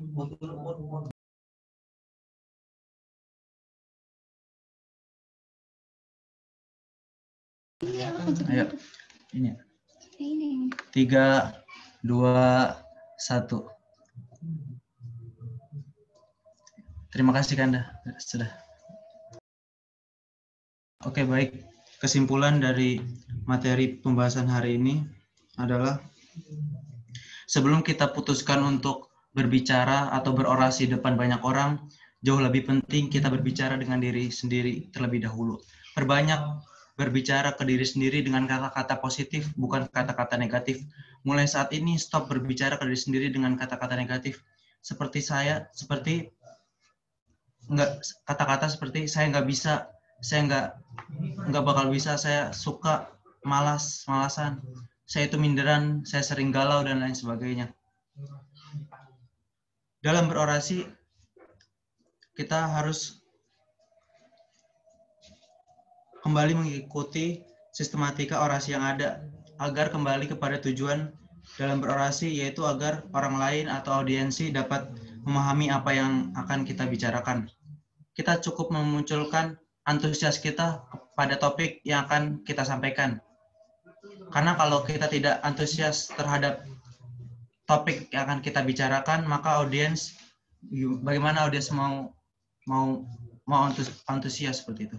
Opening dalam orasi adalah bagian terpenting untuk membangun hubungan dengan audiens. Akan tetapi closing harapannya adalah sesuatu yang akan diingat untuk selamanya. Jadi berbicara itu nggak cuma doang. Bicara itu menggerakkan. Bagi mereka yang meyakini hal tersebut pasti akan mempersiapkan closing orasi dengan baik. Baik, itu saja kesimpulan dari materi hari ini. Kurang lebihnya saya moderator mohon undur diri dan akan saya kembalikan kepada MC. Untuk MC dipersilakan. Baik, peserta yang kami hormati, demikian acara kita pada sore hari ini. Terima kasih kepada narasumber, moderator, dan peserta kajian sekalian. Semoga kegiatan kajian ini memberikan manfaat untuk kita semua. Sebelum menutup acara ini, izinkan saya untuk mengingatkan bahwasannya akan ada pemaparan terkait follow-up, yaitu dengan membuat video orasi yang bertemakan bagaimana pemuda dan mahasiswa merespon isu TWK KPK. Ketentuan follow-up. 1. Durasi minimal 3 menit, maksimal 7 menit. 2. Isi orasi disesuaikan dengan tema yang ditetapkan. 3. Dilarang mengandung unsur sara. 4. Mengupload kepada feed story Instagram dengan tag Instagram IMM Fai Wahamka. 5. Mengupload video ke link Google Drive yang telah disediakan panitia. 6. Mengikuti follow-up merupakan salah satu syarat untuk mendapatkan sertifikat dan hashtag follow-up. training orator skill, pagar IMM Faiwa Hamka, pagar TWK, pagar KPK, dan pagar TWK KPK.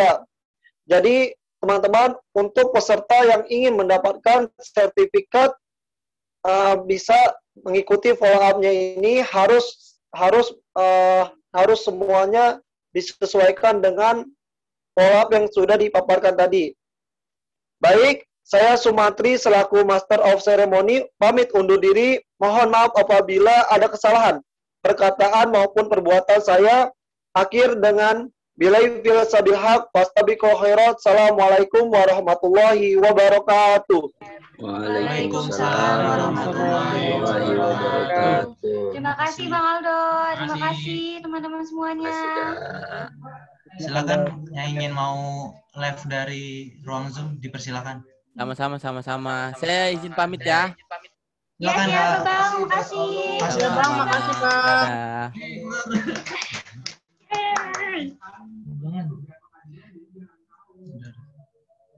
Dadah. Udah. Diem. Berata jangan keluar dulu deh. Panitia jangan keluar dulu, panitia. Langsung eval. Apa gimana? Tadi dulu. Gila masalah tuh. Enggak, tadi dulu, diam dulu dah. Gue pengen ngomong. Jangan. Emang kenapa remove aja kan udah nggak di ini? Ya ngapain nih, udah biarin. Biar dia keluar, dia kira mau didengarin omongan panitia. Nanti akunnya nggak bisa. Ya, dianya bisa join. Emang udah nggak ada kan? Kamu udah masih menungguin di sini. Berata nyaut deh Berata. Bukan Rico. Ya. Berata ini apa? Tolong PC Kak Fitri. Terus pertama Berata kasih dulu